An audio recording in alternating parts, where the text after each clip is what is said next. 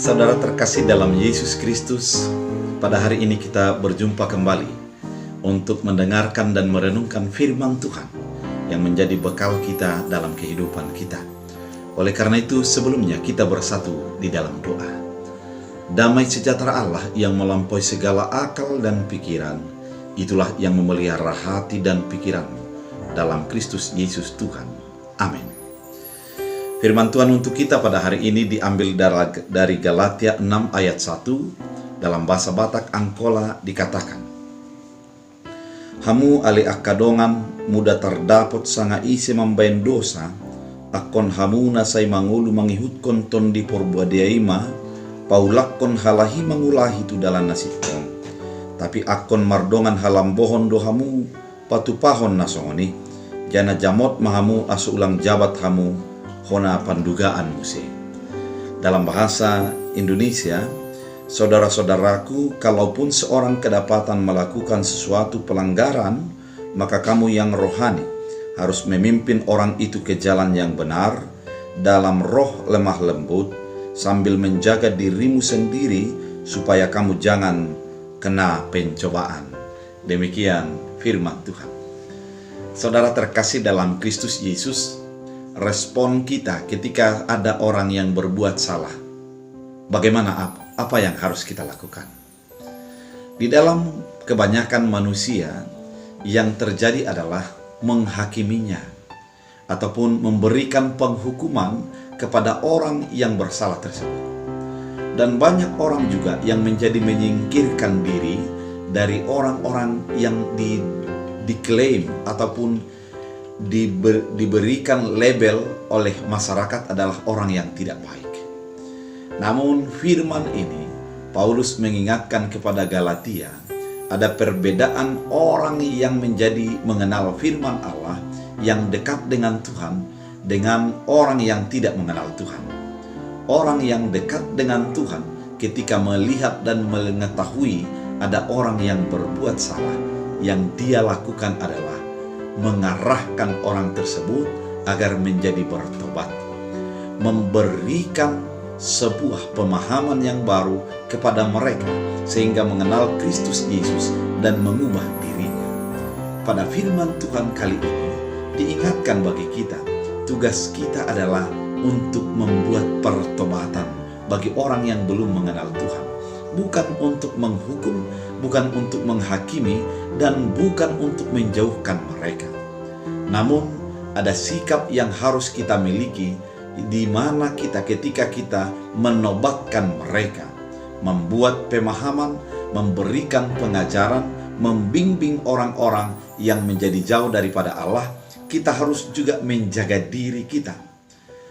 Ketika kita mendampingi orang yang bersalah, kita harus menjaga diri agar tidak menjadi diseret olehnya, sehingga kita menjadi sama dengan orang yang tidak mengenal Allah.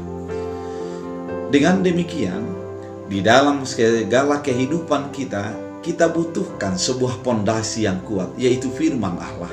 Kita harus menghidupinya, sehingga ketika kita menjadi berbaur dengan orang-orang yang kurang mengenal Tuhan, kita tidak menjadi terkontaminasi, kita tidak menjadi terbawa arus, namun tetap di dalam ketenangan untuk mengarahkan, memberitakan firman Allah kepada orang yang belum mengenal Tuhan. Firman ini mengingatkan kita ada sikap yang berbeda di dalam kehidupan sebagai orang percaya, yaitu sikap yang mengharapkan pertobatan dari orang yang kurang mengenal Tuhan. Bukan sikap yang menjauhkan diri, bukan sikap yang menjadi antipati, ataupun orang yang menjadi memusuhi orang yang tidak mengenal Tuhan.